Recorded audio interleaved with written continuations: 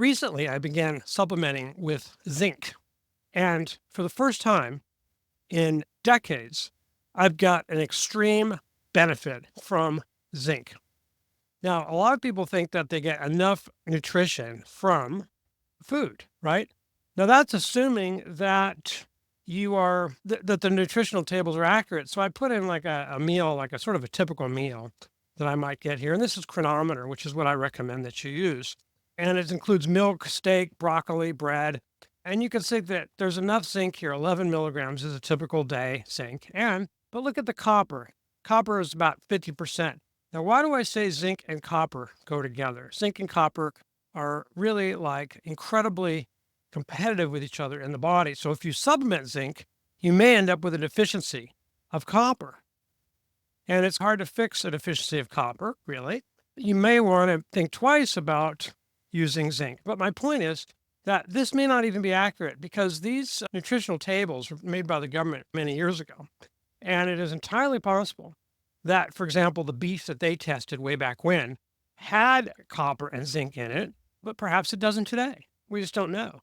I would suspect that the soils are very depleted, that there's not nearly as much of these micronutrients as was there in the past when they actually created these nutritional tables they're available now on the FDA. So Chronometer uses those. Everybody uses the same nutritional information, but what if it's wrong, right? When I started supplementing zinc recently, what I did was I included copper.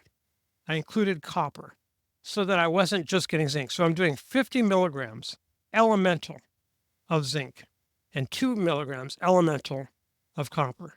That means that 50 milligrams of actual zinc, because there's a molecule that has zinc in it, and that molecule has a weight to it. It weighs a lot more than just the zinc.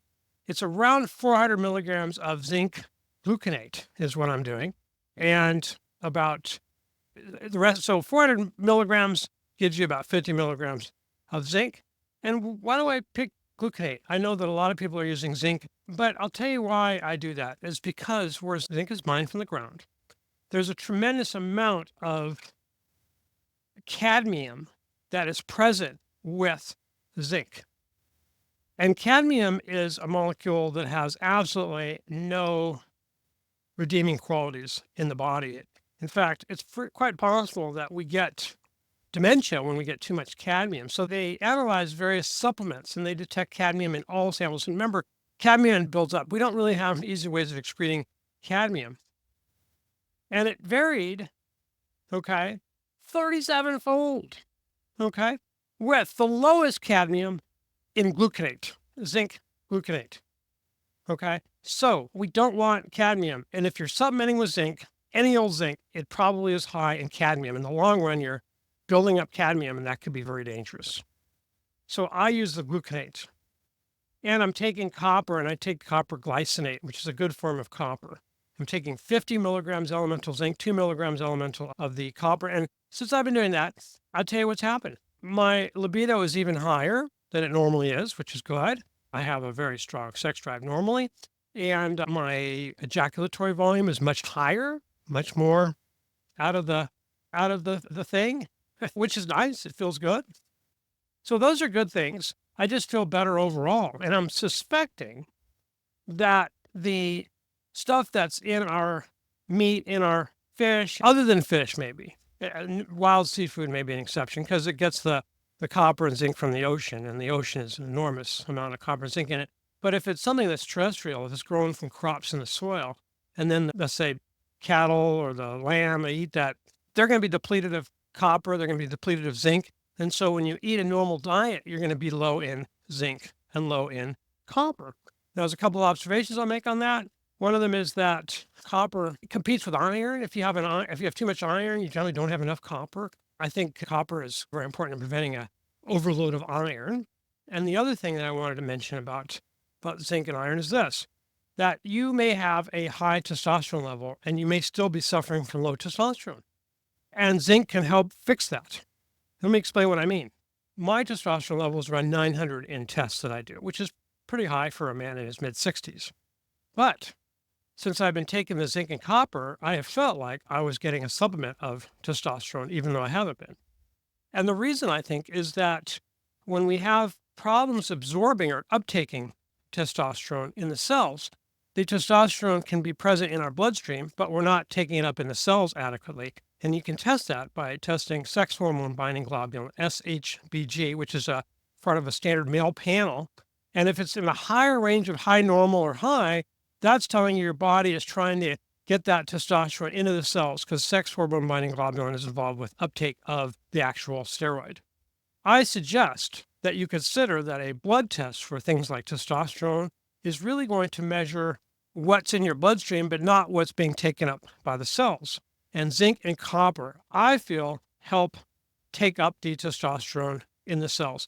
Now, I said that at the beginning of the video that I had taken zinc before and hadn't gotten a benefit. I didn't feel any different.